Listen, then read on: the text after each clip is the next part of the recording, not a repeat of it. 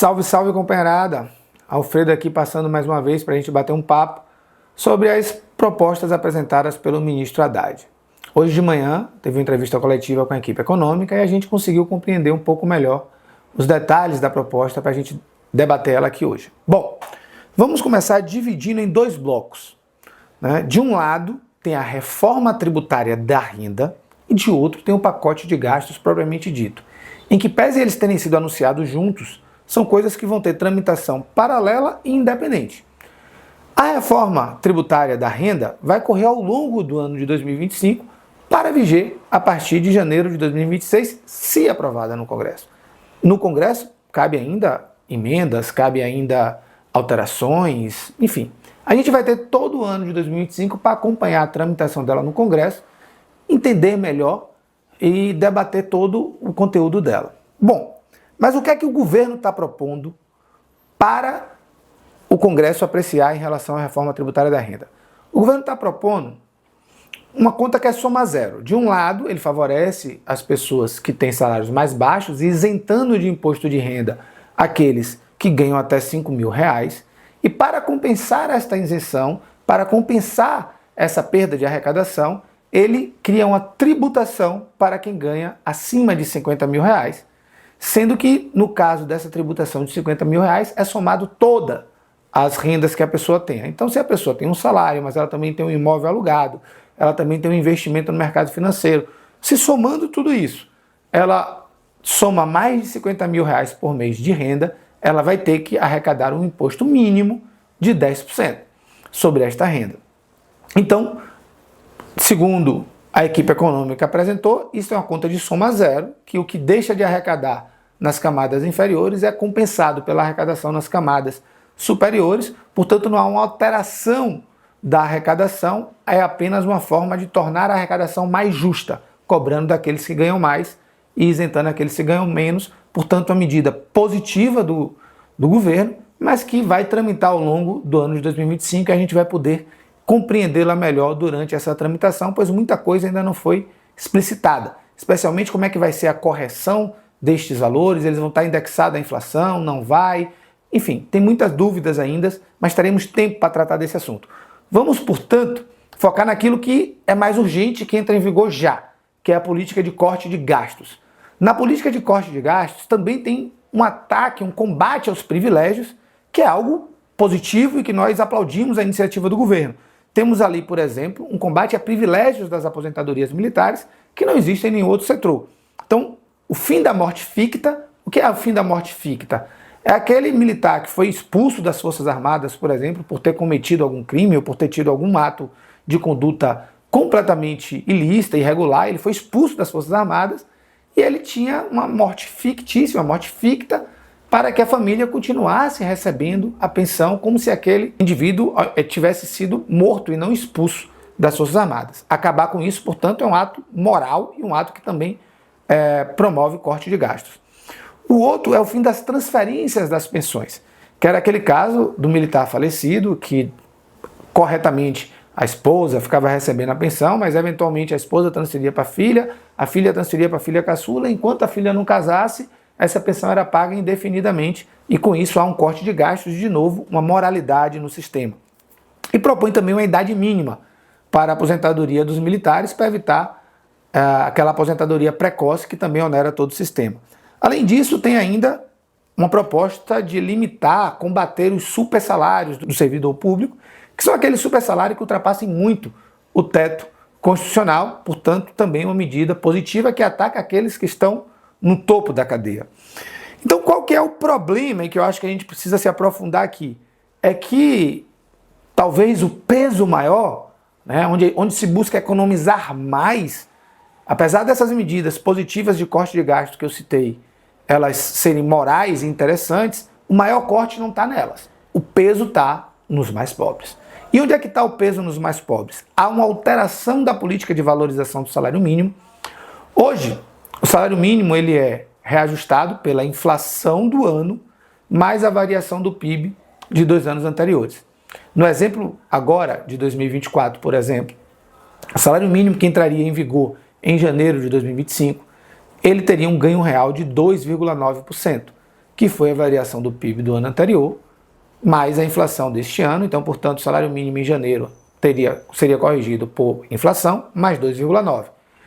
Com este teto que o governo apresenta, não será mais 2,9% de ganho real, será 2,5%, porque tem um teto em 2,5%. Com isso, o salário mínimo que iria para 1.521 em janeiro, provavelmente irá para algo em torno de 1.515. Aparentemente parece R$6, um valor pequeno de diferença, mas se você projetar isso ao longo dos anos, isso tem consequências devastadoras. Fizemos uma análise, por exemplo, voltando no tempo, já que é impossível prever o futuro, não temos como saber qual vai ser o crescimento do PIB e a inflação futura. Mas qual seria o salário mínimo hoje se esta proposta apresentada pelo ministro Haddad tivesse em vigor desde 2001? Bom, hoje nós temos um salário mínimo vigente de 1.412. Mas se essa política tivesse em vigor desde 2001, o salário mínimo seria R$ 992,86. Portanto, uma perda mensal de R$ 419,14 e uma perda anual de R$ 5.587,18. Com isso, além da pessoa que ganha um salário mínimo teria uma perda significativa na sua receita, toda a economia do país também seria atingida. Porque essa população é uma população que gasta tudo que ganha, porque gasta para sobreviver, e ao gastar aquece a economia, o mercadinho vende mais, enfim. Hoje a gente sabe que 60% do PIB brasileiro depende do consumo das famílias. Ao reduzir a valorização do salário mínimo, o governo não só atinge aqueles que ganham o salário mínimo, como promove um desaquecimento da economia, evita que a roda da economia gere mais emprego e renda para todos, inclusive para aqueles que estão acima do salário mínimo. Um outro exemplo que essa política pode afetar são as categorias que têm piso salarial um pouco acima do salário mínimo e que, historicamente, sempre que o salário mínimo é pressionado para cima, com reajustes acima da inflação, com ganhos reais expressivos, essas categorias também conseguem negociar aumentos nos pisos salariais para manter essa equivalência entre o piso e o salário mínimo. E agora, como o salário mínimo vai ter um teto de ganho real de 2,5%, essas categorias também provavelmente vão ter mais dificuldade de valorizar os seus pisos salariais. O outro ponto que a gente precisa refletir aqui, que é extremamente complicado e que ataca os mais pobres, é a alteração na política de acesso ao abono pecuniário, que a sociedade se acostumou a chamar de PIS, né? Você vê as pessoas falando, vou sacar meu PIS, tenho direito ao PIS, enfim. Hoje chama-se o abono pecuniário. Tem direito ao abono pecuniário as pessoas que ganham até 2 salários mínimos. Portanto, hoje, quem ganha até R$ 2.824. Quem ganha até R$ 2.824 tem direito a uma espécie de 14º salário, que é esse abono pago pelo governo. Bom, a partir de janeiro de 2026, esse valor já seria reduzido de R$ 2.824 para R$ 2.640. Portanto, aquela parcela da população que está entre R$ 2.640 e 2 salários mínimos já seria, portanto, excluída do abono pecuniário, perdendo aí o seu 14º salário, uma redução de quase 7% na sua renda anual. Além disso, esse valor de R$ 2.640, ele vai ser corrigido apenas pela inflação, enquanto que o salário mínimo vai sempre ter um ganho real acima da inflação. Portanto, a tendência é a relação entre o teto das pessoas que têm direito ao abono pecuniário e o salário mínimo, essa relação tende cada vez a diminuir, até se estabilizar em um salário mínimo e meio. Em resumo, ao final da proposta, quando este valor equivaler a um salário mínimo e meio, o que o governo está dizendo é: terá direito ao abono pecuniário quem ganha até um salário mínimo e meio. Hoje tem direito ao abono quem ganha até 2 salários mínimos. E, portanto, de novo, nós estamos falando aqui da população mais pobre, arcando com a maior parte da redução de gastos do governo. Todo este esforço visa economizar nos próximos anos 70 bilhões de reais. O governo recentemente apresentou uma lista de 55 mil contribuintes que foram beneficiários de isenções fiscais, de benefícios tributários, enfim, 97,7 bilhões o governo deixou de arrecadar para favorecer grandes empresas do agronegócio, para favorecer alguns influencers que já são milionários, enfim. Enquanto que, para economizar 70 bilhões, mira apenas nos mais pobres. Há, portanto, aqui uma inversão de prioridades. Acreditávamos que depois de ter divulgado esta lista, o Ministério tivesse coragem de ir para cima, de combater essas isenções que geram perdas de receita para o governo e que já está mais que comprovado que não gera emprego e renda para a população. Um estudo do Diese aponta que os 17 setores, por exemplo, que foram favorecidos pela desoneração da folha de pagamento, sob o pretexto que ao desonerar a folha de pagamento geraria emprego e renda, estes setores, neste mesmo período, tiveram redução do seu quadro de trabalhadores.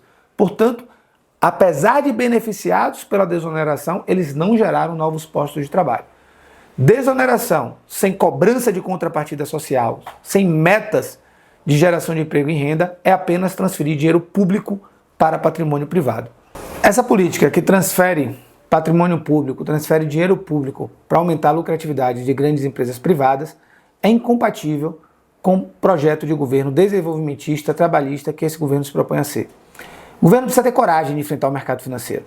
Precisa ter coragem de condicionar qualquer incentivo público, qualquer isenção tributária a metas de geração de emprego, renda e contrapartida social. Não dá para pesar o corte de gasto nos mais pobres, enquanto mantém benefícios e isenções tributárias aos mais ricos. Por hoje é isso, gente. Até o próximo debate.